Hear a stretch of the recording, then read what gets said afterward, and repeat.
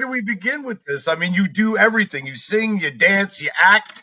You do stunt work. You do modeling. I mean, I do dishes. I mow the you do lawn. dishes. And Um, look at that hair, by the way. How could you not be a model oh, I with that appreciate it, hair? brother. At this point, I'm just happy that I still have the hair. I've been fortunate in that, like one of the jobs that I've had living in Vegas. You're in Vegas, right? Yes, sir.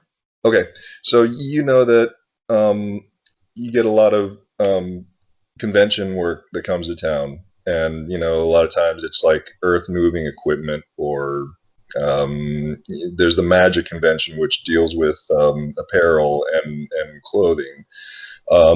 The conventions that I tended to work a lot were the hair show conventions. So I was a hair show model. So I worked for like Paul Mitchell, Sebastian, Matrix, Wella, Redkin, and the kind of the cool thing is that like my hair takes a lot of damage and can be processed and just kind of bounces right back. So knock on wood, that's been kind of a blessing. But then they give you like after the convention or the modeling show is over, these companies will give you a bag full of their products as well as your pay.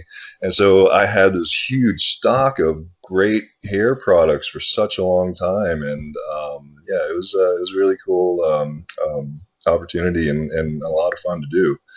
So, but yeah, I been in the entertainment industry.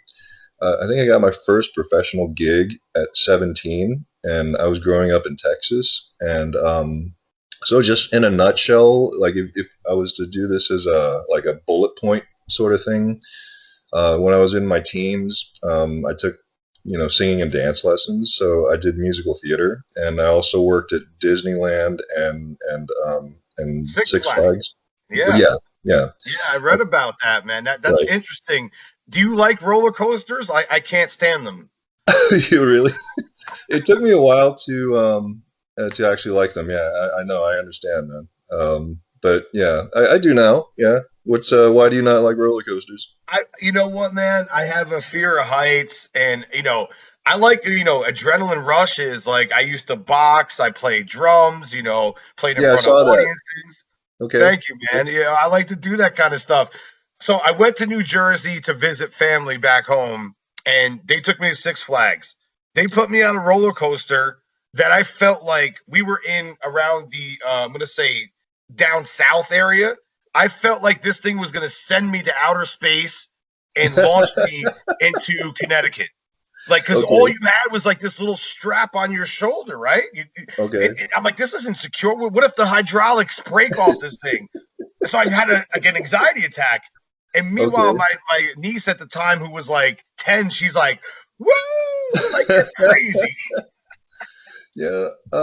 Yeah, man. It's just kind of getting used to what is it? Chaos and just being able to embrace the situation, man. But yeah, I used to have panic attacks when I was a kid, and just yeah, roller coasters was one of them. And then Absolutely. I think one day I finally got tired of being scared, and I kind of faced it and decided to embrace it. So I'm better now. I don't mind doing roller coasters, but Yeah, you got to next time, face your fears, right? Isn't that a great yeah, thing when you have the opportunity to conquer something that you were scared of, But then there's always going definitely. to be like another obstacle, but that's what keeps us sharp. Let's talk about your roots, man. You were born in Bangkok. I was born in Thailand. Yeah, my family and I immigrated to the States in the late '70s, and we settled in Dallas, Texas. And I played some sports growing up.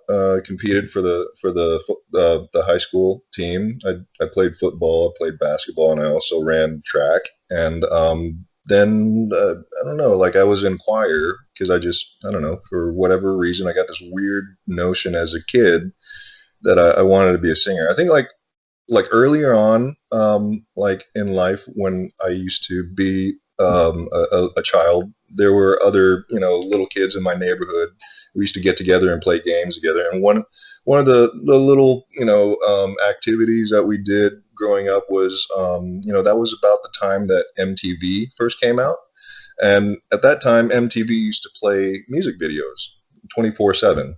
They didn't have like any programs or anything. I mean, they had commercials and whatnot, but they just played. There'd be a block of like hip hop songs, and there'd be a block of like rock songs. So they switched it up like that, but they always played music videos.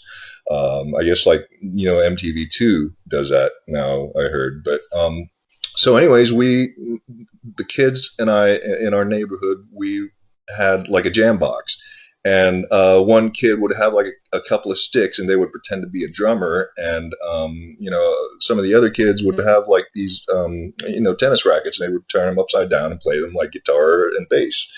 And I was always the singer of the group, and I was short enough to where I had a vacuum cleaner, like an upright vacuum cleaner, and I used the handle of the vacuum cleaner as like a microphone. So I got this weird, crazy notion as a child that I really liked playing that I wanted to be a singer. So I got into choir and started learning how to sing. And at the high school that I went to, we had a what's called a swing choir or a show choir, and it's basically you had to audition to get in, and they only accept a total of 18 people. It's like 9 guys, 9 girls. One couple was the alternate couple, or they would be like the fill-in in case some couple got hurt or couldn't make it. But we learned simple step touch choreography and partner work and tap, and we sang. And from that point, I kind of got interested in learning to dance. And growing up in Texas and being from an Asian household, like my family was really big on education. My mom and my grandmother were both teachers, and they were really big into just getting your degree and getting a good job and whatever, like normal. But I had this crazy notion where I wanted to perform, and I was talking to my choir teacher at the time, and I had auditioned. I made it into the swing choir, and I got really interested in dance. And my choir teacher was like, "Well, Paul, what do you want to do when you get older?" And I was like, "Well, I kind of want to be a dancer."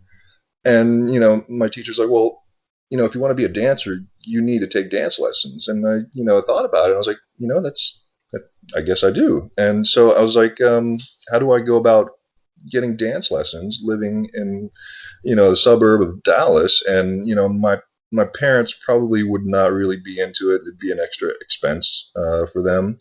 So there was a dance studio that was by my house, and I didn't know anybody there. They didn't know me. I just worked up enough courage and nerve to walk in off the street and ask to speak to the owner.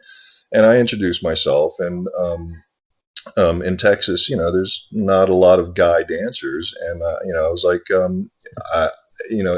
if you're willing to give me a dance scholarship and let me take classes, I'll be willing to perform in your show at the end of the year for the parents and everything. And I'll be willing to compete for you. And, her name was Diane Cole Johnson. She passed away a few years ago, unfortunately. But she probably thought that I was going to, take lessons and then eventually, just fizzle out and not ever show up again. But I just kept coming and kept taking class and kept learning. And then I got good enough to where I started auditioning for, it's Texas, so there's not a whole lot of dance gigs there. But I did get some music videos there and some convention work, and I did get hired at Six Flags Over Texas. That was my first job. I remember, like at that time, minimum wage was $3.35 an hour. Oh man! Yeah, man. And and this is like theme park stuff too. So like, have you ever worked in a theme park? before? No, I haven't, but I've been to many of them, so I Okay. get the gist of it. I seen what happened a couple times when I was at Disneyland to Mickey Mouse. The kids run up to him and punch him in his balls or something like that. Luckily, we Like didn't. they take abuse. Okay, yeah, yeah. There's that. Yeah, that happens. Luckily, we didn't have to deal with that because we were up on stage, and then at the end of the show, we take our bow and then we go backstage. But so I remember like minimum wage was $3.35, but we got paid $4.25 an hour. So in our out, we had 6 shows a day, um, 5 days a week, and they rotated casts and stuff, so it all worked out to where you ended up, working 5 days a week. But I remember I barely made over $200 a week gross, and then after taxes were taken out, it was just under $200. But I was, doing something that I like doing, and then eventually I, I needed to find a way to get out of Texas, and so that was in my teens. And so then there was a cruise ship company that came to town, and they held auditions, and I went and auditioned, and I didn't make it, and so I figured out what I needed to do to strengthen my auditioning skills. So I had to take ballet for like really steady because that's something that they really look at. So studied ballet very intensively, and then the next time they came in, that's when I went in and they hired me. So I went to work for Princess Cruise Lines in my 20s. So in my 20s, I spent my time, traveling and working on board cruise ships. And eventually, I got a chance to go to like the Orient, the Mediterranean, South America, Alaska, Hawaii. It was a really cool experience. You get a chance to work with people from other countries, and it really broadens your mind. So that was my 20s, and then in my 30s, what had happened on the ships was I eventually met this casino dealer, and she's from Budapest, Hungary. We got married, and then we eventually moved to Las Vegas in 1999. Where in Uh, Vegas did you live? so we moved to Green Valley, Oh, to the okay, Green great Valley area, area. very nice area. Yeah, hell Yeah, yeah. yeah. Good How long have casino you? over there too. They don't. The slot machines are a little tight, but it's fun. Are you a gambler? Mild, I mean, we go out every once in a while. We got a nice local casino over here. Luckily, we have good bartenders that take care of us because if we get our asses handed to us, at least we go home, Okay, feeling nice. right, Like right. Oh, that's they give cool, you a man. good bust. Hey, thanks for your deposit, and well, here's another drink, and Exactly. hey, Yeah, man. but Green Valley is very nice. So I just want to recap a couple of things real quick before we move to your Vegas venture. Sure, sure. You talked about MTV. Okay, what the hell happened? It became reality TV. Like I remember coming home from school one day, and I turned on the TV, and I'm like, "What is this show?" It's like the Real World, and I'm like, I'm waiting for like the top I 10 know, yeah. videos. And that's what got me into music is watching Right, MTV, watching like Motley Crue right, and hip hop Inception and metal Inception, and right. then all of a sudden it was Headbangers gone. Ball, and yeah, And then the first like real pay per view started in terms of like content. I forget what it was called, like the video jukebox where you had to pay like $2 oh, to really? watch a Okay, video that you liked. Oh yeah, we really? had this in Okay, I don't South remember Jersey. that. I All mean, right. they charge you for everything. They Oh they my charge you for God. taking a piss. You can go to YouTube and type it in for free nowadays, man. But yeah, that's right. I remember the Real World started on MTV, and that Yep, kind of started a more, everything. like you heard of that song "Video Killed the Radio Star." There was, well, reality killed the video star. So, um, Brother, this is why you're my brother from a different mother. I said that all the time. I would tell anyone that would listen. Now, real quick about singing. You mentioned that you sang. Do you have a favorite singer? Favorite band? um, if I had to pick, George Michael. Oh, dude, Yeah. Careless Whisper. hmm Yeah. I mean, That might. like Damn. close. I mean, of course, Freddie Mercury I was is gonna mention super that. amazingly talented, but he was like from a different generation than me. But I kind of grew up, listening to George Michael, a lot, and he's kind of like a guilty pleasure, I suppose. But yeah, I just remember there were some times when you're going through some emotional stuff, and that was kind of the stuff that I tended to listen to. But yeah, very very talented individual, and I got a chance to see him in concert in Vegas before he passed. So, but yeah, how about yourself? Who do you like? You mentioned Freddie Mercury, and if there was anyone to ever, come in and at the point when George was still with us to sing for Queen, he would have been the proper fit, Okay, yeah. I no think I doubt. think I think George Michael did. I, He I did want to sing say he with them did do once a or couple twice, songs. right? He did a couple Yeah, things, I thought. Yeah. yeah. I think he And did "Somebody to Love." Each yeah, morning I get out my diary, can barely stand on great, my great feet. singer. Hmm. I love Bobby Kimball Toto. Okay. Is my guy, my hero. Great guy, and I had the opportunity to work with him and also have him on the show, and he just calls me. And what's great about Bobby Kimball is that he talks exactly how he sings. Oh, really? Okay. Right on. Oh, so he'll call you like, "Hey, Jack, I can't sing. I'm a Okay. drummer." But Okay. he'll call you and he'll like be like, hitting notes and shit with his Okay. rhythm. I'm like, Right this is on. cool. It's so funny. It's so funny how that works. But you also mentioned sports. Vegas, big sports book area. We're gonna be segueing to Vegas in a moment. What's your favorite sports? uh, I haven't really been paying a whole lot of attention to it. I mean, I love watching soccer. I think just because I traveled a lot internationally, and sometimes when you're in Europe, you don't get a chance to watch like American football. So I had kind of gotten into watching some rugby and some soccer. It's very foreign to a lot of Americans, but my favorite club team is Juventus, which is an Italian football team out of I believe Milan, and yeah, and my favorite national team is I don't know I like Italy, but I haven't been watching that though either. I've just been I don't know, like I'd gone through a divorce a few years ago, and that's kind of what prompted me to move to Los Angeles and continue performing and pursuing acting. And I've just kind of been focused on work and career these days, brother. Awesome, man. Which I can't wait to talk about because I got a lot of questions for you Oh, I appreciate it. about Okay, about yeah. career. Oh, So thank you. right now you get to Vegas, you move to Vegas. Is this Mhm. where you became a stunt man? So in Vegas, I okay. How long have you lived there? I'm here now 6 years. Okay.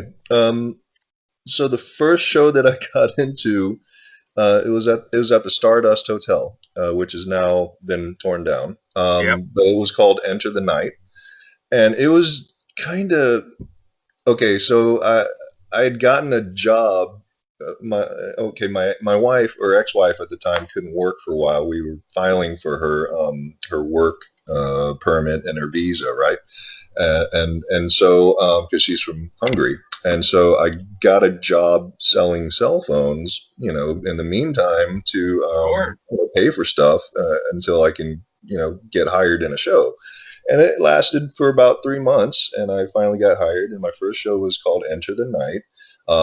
It was at the Stardust, and I remember I had gone in like the production manager gave me a couple of comp tickets to go and watch it, and so my wife at the time and I went and watched it, and then I went backstage to go and meet the cast and talk to the production manager about getting paperwork and all that stuff done and getting scheduled. And I just remember it was just kind of a surreal experience because coming from cruise ships, like a majority of the people that were taking cruises, and I was doing like the more what they call the super exotic cruises, which tended to be like Mediterranean or the Orient, or you're in Australia or something. So the people that can actually afford to go on those were, I mean, the median age was like about 75. And so you're doing like a lot of like 40s and 50s big band type songs and couple dancing and tap dance. Yeah, And then cool. when I went to Vegas and I got into Enter the Night was one of those topless review type shows. And that was my first time to work one of those. I remember I was backstage after the show, and there were all these girls running around. Oh, hi, how are you? My name is so and so. And then they got their boobs out, and I'm like trying really hard just to keep staring at their eyes because it was just like, and they're just walking around like it was, like it was a normal thing. Business. It's Yeah, just, yeah. It was just, eye very contact had to be really hard. right. Yeah, man. But it was just, I just remember it was just such a weird experience. And then also getting into that show because it was like a sexier kind of show. Like there were two numbers that the guys were in, and just to give you an example, like our costumes for those numbers, we wore like these knee-high boots with knee pads and a G-string, and that was it. And so Jesus.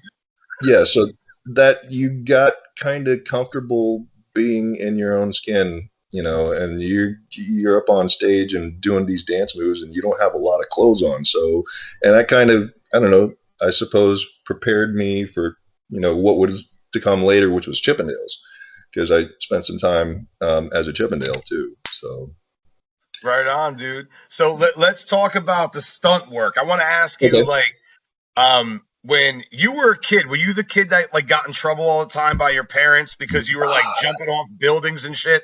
they, yeah, kind of, yeah. I was just, yeah, I was pretty active as a child, Yeah. and I remember like climbing trees and setting up furniture in the living room, and just jumping off of stuff and doing flips and landing onto mattresses and just stuff that I just made. And I mean, eventually, I guess like my parents, eventually just, allowed me to do whatever it was. And then as long as I cleaned up and I didn't get hurt after it. But yeah, I got into breakdancing for a little bit.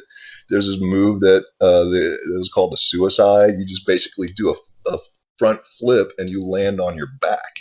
And so I was kind of known for doing that. But yeah, I was I bounced back a lot as a kid. So luckily I didn't totally, hurt And myself. you're a tall dude. So being, 6 foot, right? Mm-hmm. Mm-hmm. So to be coordinated at a higher, Yeah. height, it's very difficult. Like I'm a big boxing fan, and there's Okay. very few fighters that are very well coordinated. I'm a big Right. martial arts fan as well. And Okay. the bigger the guys get, they kind of get like a little bit. They're Yeah. not so great on their feet. Let's just put it that Right. way. Right. Yeah. What did you have to condition yourself, or were you naturally gifted to be able to do this? I I was actually like I think it's just from the dance. I just Yeah, happened I to figured that. be Yeah. yeah, I just happened to be coordinated enough, and like my balance is really really good. I'm very comfortable. So yeah, it just kind of came naturally for whatever reason. But yeah, definitely, because like whenever you watch TV and you watch the Olympics and you see these gymnasts and stuff and they're doing things, a lot of times those dudes are like 5'6", 5'7", 5'8", Smaller. like yeah. So like and if you ever go to any of the Cirque du Soleil shows, like Ka or O, and then you see these people on stage, they're doing these really super amazing things, and then you talk to them at the end, they're like down here to you. Oh, yeah, But absolutely. yeah, it's like Absolutely. a Yeah. strength to it's like a power to weight ratio kind of thing. It's crazy. You talk about power to weight. Like I met Manny Pacquiao at a press conference back in the day, Mm-hmm. Mm-hmm. and I'm only 5'8", Okay. right now walking around like 170. At the Okay. time, I was probably like 150. Manny Pacquiao was like, he looks so small to me. Okay. But if Yeah. this Yeah. man puts a hand on you, you're going light out. Yeah. You know Yeah. what I'm saying? Definitely. You're going straight up out. Yeah. And a Yeah. very nice guy, by the way. Speaking Okay. of athleticism, WWE, I'm a wrestling guy, Okay. and I've been to a couple of live events. Those guys are stuntmen. Those Yeah. women too. The women, oh my God, Lacey. Have you ever watched Lacey Evans wrestle? I have not. No. Oh, dude, this woman is out of control, crazy good. Okay. And Okay. so we're front row at an event, and they flip off the top rope backwards onto the broadcast table, Hmm. and you're looking at this, you're like, I know it's scripted, and people are like, Johnny, this thing is, it's fake. I'm like, this ain't fake, bro. I was there and I I, saw this thing go dude, down. I was devastated when I found out that it was all scripted and stuff, man. I grew up watching wrestling too. But yeah, man. Do you still watch it? Yeah, Okay. occasionally, like I do. We were a lot more into it a couple of years back because the kid was into it. I have a stepdaughter. She's Okay. now 11, so she's getting a little older. She grew out of it. Okay. So you Right know on. how like you get into it, like where it's like if the kid really likes it, you like it. So I was sitting around 3 years ago, four probably, on Christmas and on break from Okay. work, and I caught Monday Night Raw, and I'm sitting there dying of laughter. I'm like, this is so juicy. This is so incredible. I love Okay. all the drama. I love the madness of it. And Okay. then the Okay. kid comes out, she's watching it, and then she falls in love with Roman Reigns. Okay. So yeah, so we went to events, and luckily I had a guy out here that worked T-Mobile, Okay. um, Okay. and the arena, and he set me up with like front row seats, and Oh it, wow. it was, bro, Oh, it that's was awesome. so incredible. I'm so thankful for that guy for doing that. So Okay. again, speaking of stunts, you've done 27, to my knowledge, acting credits. Uh, Um, what was the craziest stunt you ever had to perform?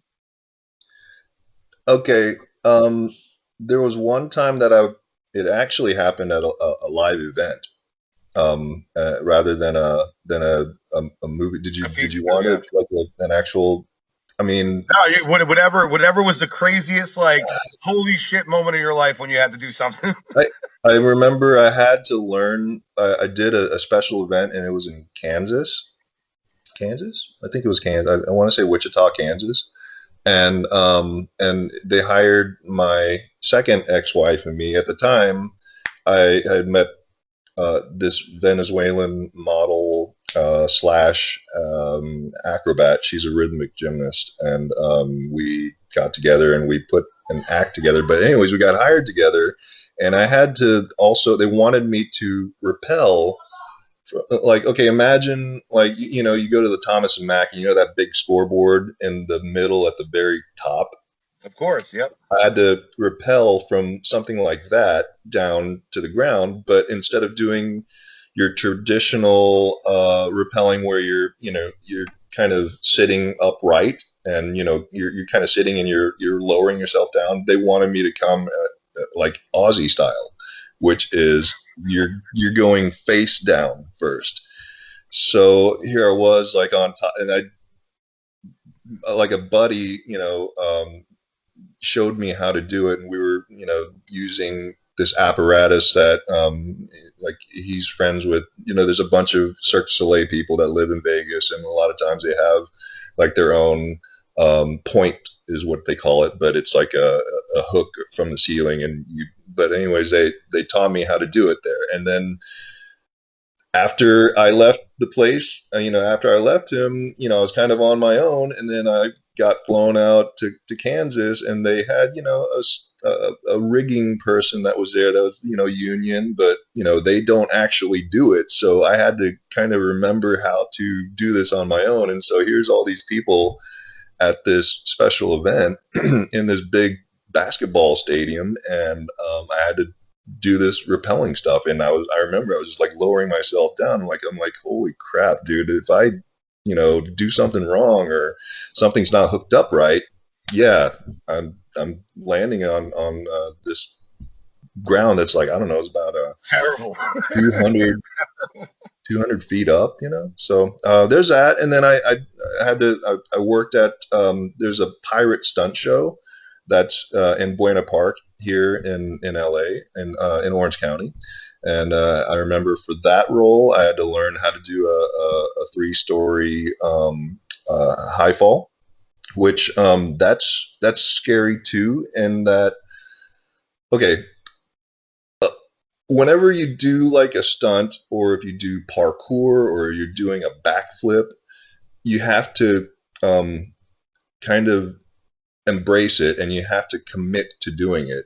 So, like anytime, if you hesitate, if you second guess yourself, if you start going into something, you go, oh wait, and then that's when you end up getting hurt. You know, if you throw a Yeah. backflip and then you stop your rotation in the middle of it, that's when you land on your head. So the thing about doing a high fall is that, you know, some people, the hard part is just committing to the fall, just allowing yourself to go.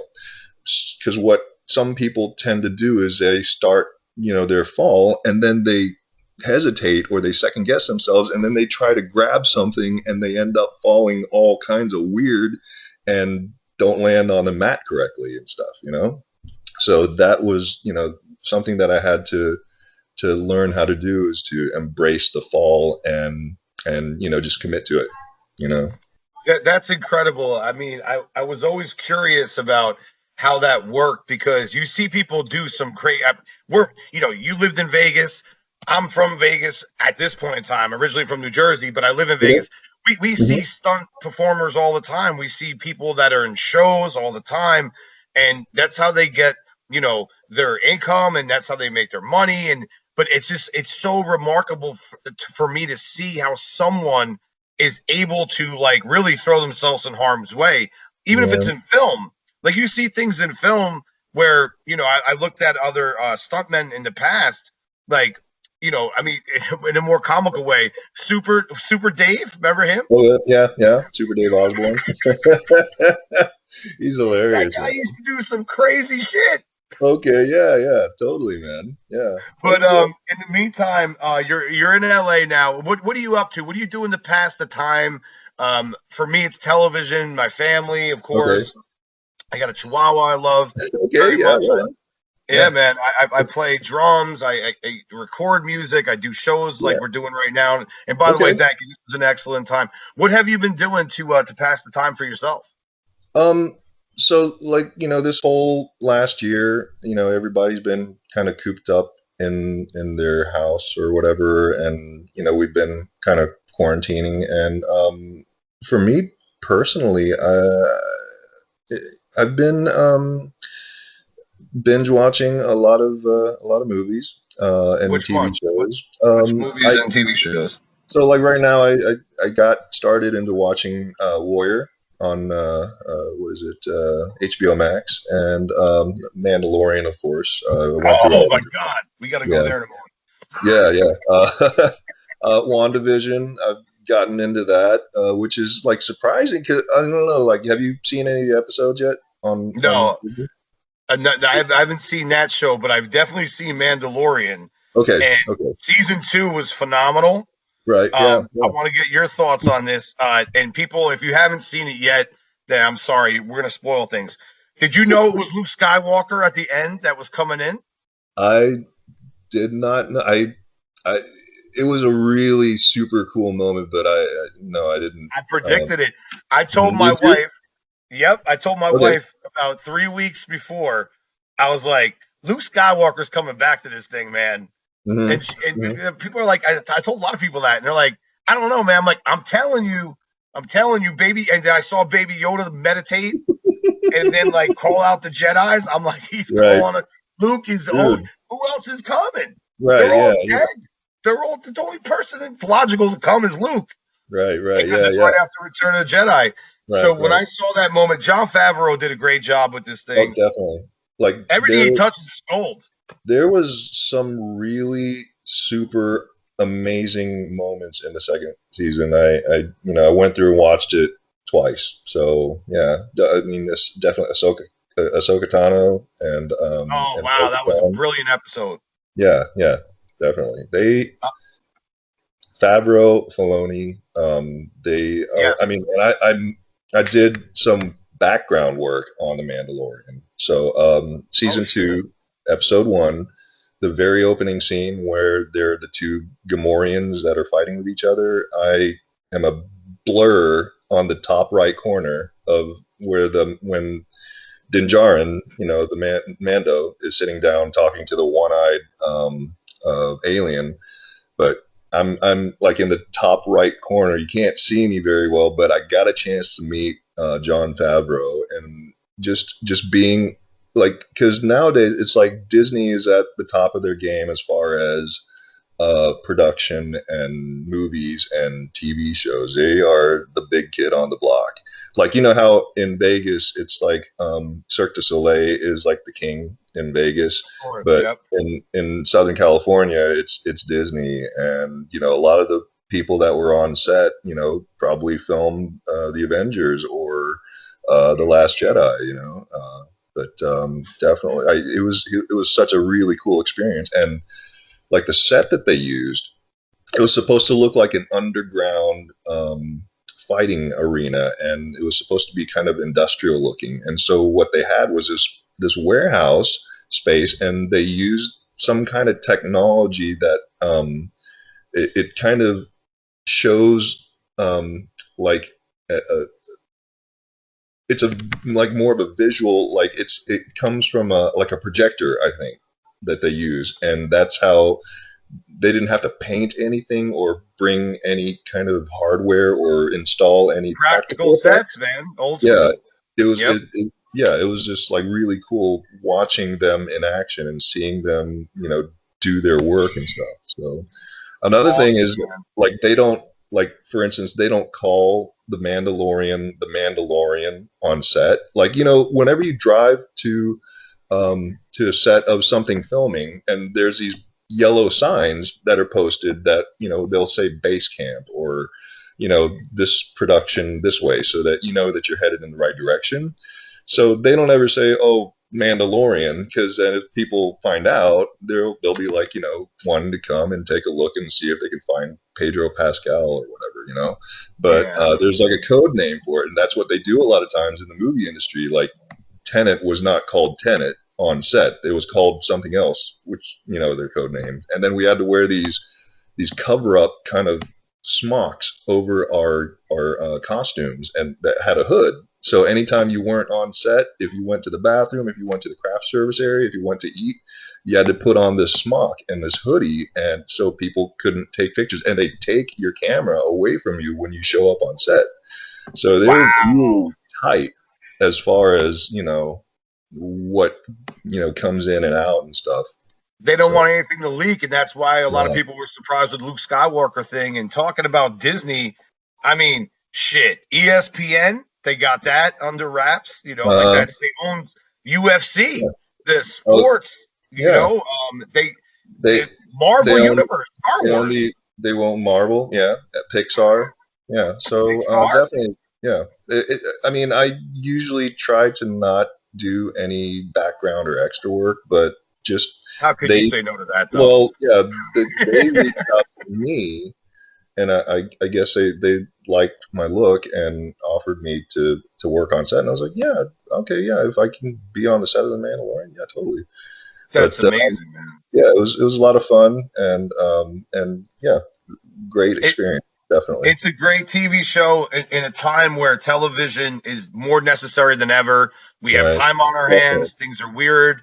I love my sports, but Right have on. you watched Cobra Kai at all? I did, yeah, yeah. You like Cobra it? Kai, definitely, yeah. It was interesting how, okay, like they kind of changed the storyline, or like the point of view, the perspective to Johnny's perspective. Love Because it. like you know, growing up, you saw, you know, Ralph Macchio, or, you know, Daniel's perspective of what was going on, but then, you know, like when they redid it, you know, it was kind of cool that they took like a different approach to it, and flipped it around and made it interesting for, you know, the old fans of it, you know, as well as, you know, bringing in new fans. So definitely very well written. It's just Absolutely. exactly that's exactly what it is. Very well written. It's got like the old school 80s cheddar cheese, like martial arts film, which I'm a junkie for. Like I Okay, love old school martial arts films, dude. right on. And yeah, hell yeah. And 80s, 90s stuff, that's what I grew up on. And I still watch them to this day, Okay, you know. okay. And so to see that element and then bring in the new school thing and then flip the script a little bit.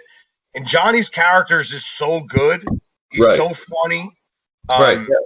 And you you know, end up Creed came you back. end up feeling, yeah, you end up feeling kind of sorry for him, or Compassion. Yeah, yeah, you do, and but you see his point of view, and then you root for him, right, because he's that guy, like the little engine that could kind of guy. You know what I'm right, saying? right, Like he should yeah, have been yeah, able to do better with his life because he's smart and he's funny and he's right, got skill and talent, but he just never had the opportunity. right. Um, And then there's just there's good great, like right? comic elements, like because he's kind of Oh God. behind with the times and not into social media or anything. But But he's yeah, trying to work the computers and whatnot. right, yeah. That's So I me to just this got this. day. What's that? That's me to this day. Oh, is that Sometimes I just like, oh, dude, I suck. Like people are like, yo, you run a show and you do all this music recording shit. I'm like, if it wasn't for my wife, I wouldn't know how to do anything. Like, Oh, okay, honestly, I have to be real. I have to keep it honest. Like, there's times where I start a show and we're doing like different platforms because everyone likes a different platform. Some people are Zoom, Skype, whatever. And uh-huh. so I'm like, babe, they can't hear me. They can't hear me. I don't want to keep my guests waiting. I'm like, babe, help me, help me. And she'll come in and she'll like click a button, and then there we are. We're good. Dude, wow. And if it wasn't for her, I probably would have lost 10 shows. Is she an IT person? She's just very smart. She's Okay, very smart. all Yeah, right. she's great. She's just super, super smart. And actually she's helping me write a screenplay right Okay. now. And Oh, she that's keeps cool. giving me, yeah, thank you, man. I'm in my third act and she keeps Okay. giving me ideas. And last night she gave me an idea. I'm like, oh, man, it changed like the whole course, but in a good way. Do you do any Okay. writing? Do you do any I kind of don't. I no? don't, and I wish that I did. There's some ideas that I have. I mean, like first off, I was always kind of in the back of my mind. I was always wanting to write a book about my experiences, and but I'm kind of hesitant about it just because I'm thinking, well, I'm partial to it, so I have like a degree of vested interest in it, but will other people find it interesting to read I would is think my so. I dilemma. would think they would just based on this Okay. conversation. There's Oh, no okay, I doubt about appreciate it. Okay, it. thank Yeah. you. Thanks. It's just something that I've wanted to do. Just coming, being a foreign kid coming to America, and trying to become an entertainer. That's just kind of just the premise of it. So, but yeah, there's other stuff that I would want to include. Just stuff that's kind of beaten me down, or things that I've struggled with. So, yeah, thanks for asking. That's on the list of things to do. Yeah, I was gonna say, so what's next for you, man? Like you've done a lot, and it seems like you're hanging in there good and tight, like which we all need to do right now because man, I know some Uh, people that I talk to, and I'm just like, yo, homie, let me help you out, bro. What can I do? okay. Talk you off the ledge type of thing. But you have any projects lined up, or is right now just chill time? Well, so at this point, I the next gig, or the next film project that I've been cast in is called Clown Motel, To Death Do Us Part, and it's a second installment, the sequel from the first Clown Motel. So I think just with the success of what's it called? You know, movies like Joker and it. A lot of people kind of started jumping onto the clown bandwagon, and I don't know if you know this or not, but in the independent film world, um, action movies sell well, and and horror movies sell well. Yes, sir. And Yes, sir. and it's just the idea is that it works out this way because a punch or a kick is the same in every language. You don't have to translate, any sort of. There's no loss in translation. Same thing with a ghost or a monster. It's the same in any language or whatever. So a Love it. lot of people kind of jumped onto the clown bandwagon, and so yeah, there's been like a lot of different kind of clown horror films that have been. You ever seen the Attack of the Killer Clowns? That was like the freakiest It sounds thing I've ever familiar. seen in my life. I'm pretty sure I have. Is that one of your personal faves? Oh man, with horror, it's funny. I've been actually interviewing a lot of horror directors and writers, and my Okay. girlfriend, my wife rather, finds it very, very funny how I respond to horror because I'm like a baby, like literally, like I am just straight up, like I got to be like this all the time, covering my eyes and being all No way, scared. really? Dude, The Okay. Hills Have Eyes. Uh-huh. What was the other one? Hostel. Okay. Okay. Oh, Oh Hostel. my Yeah. That's God, I'm any like I can't take this. anytime like you remember there was like that MTV show that I think was called Scars or something, and Okay.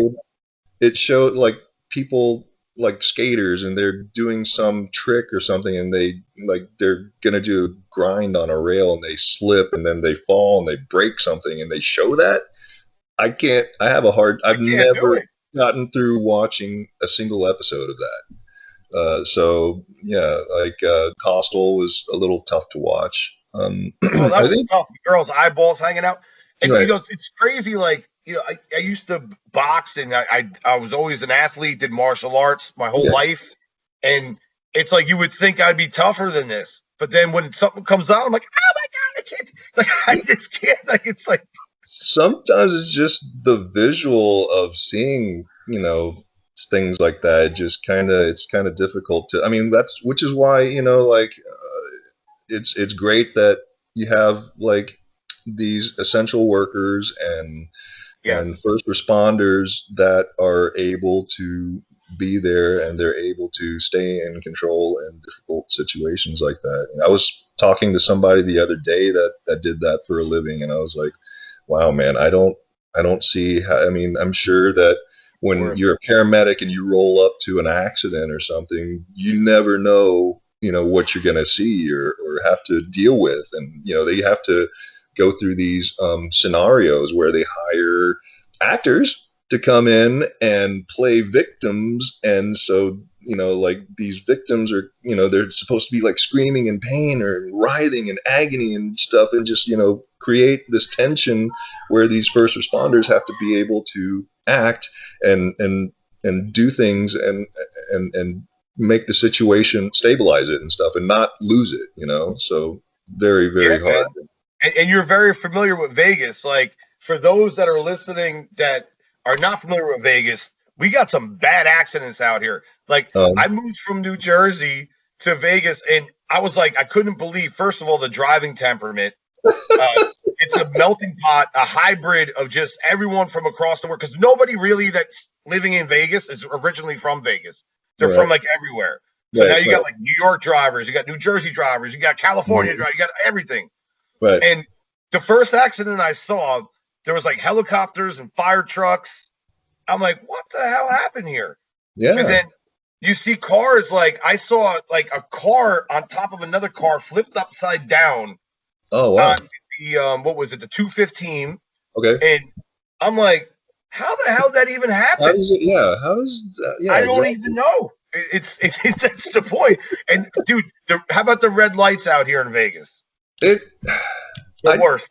Yeah. Well, something that I've noticed, because like I've been in LA for about 5 years now, and when I Okay. go back to Vegas, which I got to make a trip back next week, but like Yeah, something man. that I've Let's noticed. hang if we can. Yeah, Okay. catch All up. right. Yeah, man. So one of the things that I noticed is that okay, the streets there are still new, and I mean they're still doing a lot of construction and stuff, but they're in good Always. condition. But it feels like everybody kind of races each other from one stoplight to the next stoplight. Have you ever gotten that feeling? Do you ever Absolutely. do you ever feel like And that?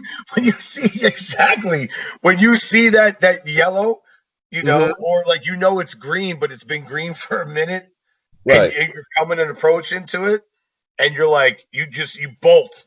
It's right, like remember in Star Wars when Lando Calrissian like bolts out of the Death Star right before it blows up, and they just barely make it. That's how I dude. picture it. Yeah, yeah. It's I just mean, you but punch it, you just go you're for it. right. Yeah, there's a wide spectrum of driving styles in Vegas. There's, like It's I insane. remember the taxi cab drivers, and they're really aggressive. They tend to be. And then you have people that are here from like the Midwest, and they kind of are busy looking around, and they're driving kind of slow. So yeah, definitely just odd driving. And then like if it ever rains there, it's kind of like people kind of speed up too. Like they're not used to driving in the Oh, they rain. lose their mind. Yeah, yeah. I don't know if you've ever played like I don't know if you're into video games. Grand Theft Oh yeah. Auto has something called Madness Mode, where you can Oh, like okay. put in a code and everyone acts like crazy. That's what I feel like happens Yeah, man. when it rains in Vegas. They don't know what to do. Right. Yeah. And I used to ride a motorcycle when I lived in Vegas. I got rid of it when I moved to LA, Wow, but you're brave. You yeah, are yeah, stunt man. dude. Like, but you see stuff like people would make a right hand turn from the left hand lane. It's just, But yeah, that's Vegas, definitely. Yeah. That's Vegas, brother. So yeah, anytime you're out here, man, Uh, hit me up and we'll catch up and stuff. And appreciate anytime it. you want to come back to the show and update our listeners, Okay. which the show will be available in just a few an hour or so Oh, on okay. iHeart, Spotify, YouTube, everywhere, Google All right. Play, Amazon, and I'll send you the links, my brother. Can you tell us how our listeners can find you and research your work? Okay, so my website is www.showgunn, SHOWGUNN, gun like my last name with two N's.com. Instagram at Paul Gunn Actor, all one word. Twitter is the same at Paul Gunn Actor, and I just opened up a TikTok account. It's kind of fun, but that's at the Gunman, and again, that's Gun with two N's. So, That's a great handle. appreciate it. I mean, well, my family and I are from Thailand, and I don't know, like you've been in martial arts, so you probably met some Thai people before, but Of course, yeah. Thai names are just kind of hard to spell and hard to pronounce. So I filed a court petition and changed my name, so I just use Gunn as my last name now. I mean, but That's like, what's up, man. uh, I love like Muay Thai. It was a discipline I studied in very, okay, very hard martial art. dude, Oh, wow. yeah, I I think it's the hardest one. I saw them like when I went to Thailand. I went to Lumpini Stadium and watched, live, and they put it on, man. They They bring don't it, play. right? Yeah, yeah, They don't play definitely. with their food, bro. They eat. You know what Yeah, I dude. mean? Yeah. So, So I but I want to mean, thank. Yep, go ahead.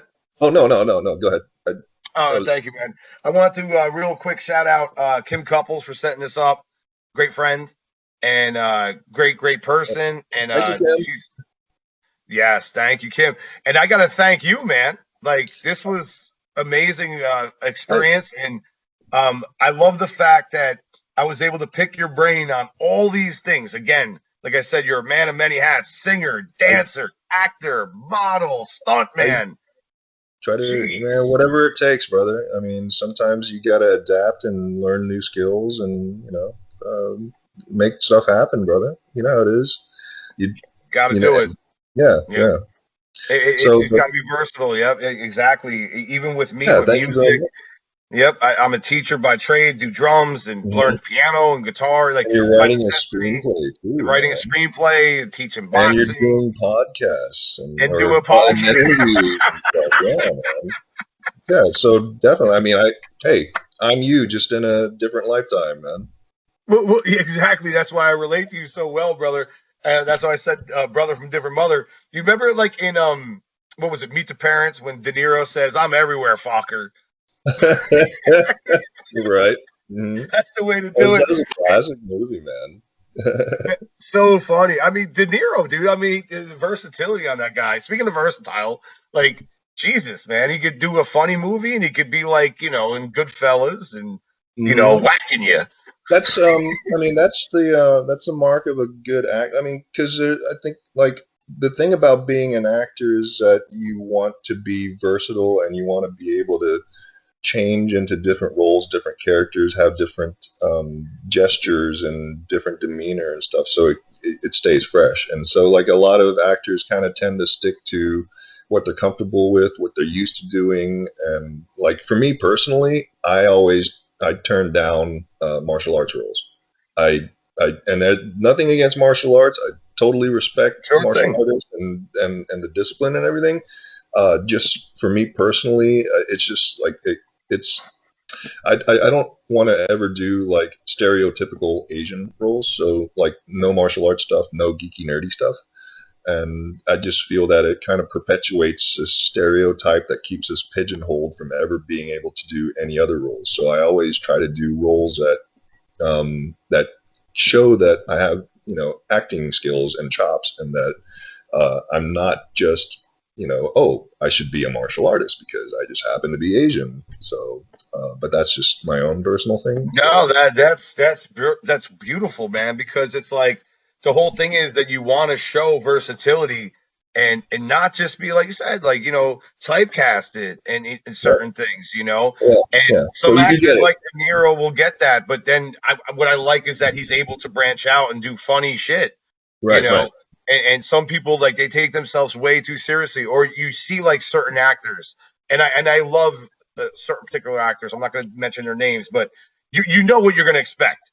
It's like you know what you're going to get every single time. It's just right, them in a different movie, but it's the right. same person every single time. Pretty So much. Yeah. that's why I like a lot of actors that are very, very diverse. Because Yeah. like Mel Gibson is very good at being Mhm. diverse. I mean, look at Braveheart, Right. and then you look at What a Woman Wants, and then you look Mhm. at Lethal Weapon. Right. Wow, Or holy shit! Daniel Day Lewis. Oh, he's another one. Yep. Like he like kind of melts into the character. You just kind of forget that you're watching Daniel Day Lewis, and you just see the character. You know, Gary um, Oldman's like that too. Gary Oldman. Yeah, absolutely. Very good. I mean, there's movies where you're looking at him and you can't even like recognize him. You're like, Right. I know who the voice is kind of like who the hell? I'm like, that's Gary Oldman. Like, Exactly. Yeah, and And that's I tell you what, one of my favorite actors of all time, Sopranos actor James Gandolfini, the lead. mhm. I thought he was a tremendous actor. Oh yeah, Uh, absolutely. so much emotion to his character, and even though he played the stereotype, but he had a lot of versatility and like the guy next door type of guy. Like it wasn't so spot on that it was like bullshit. You know what I mean? Like it was just very believable. And Sure. I think he was a very great actor. And Definitely. I think you're a great actor. I think you're a great entertainer. I I think appreciate it, you're a brother. great guy. Uh, Thank you. Likewise, and I appreciate you taking the time to have me here and chatting with me. And it's great to meet you and listen to your story as well. And yeah, anytime you'd like to have me back, I'd be honored. Hell yeah, man. Anytime, brother.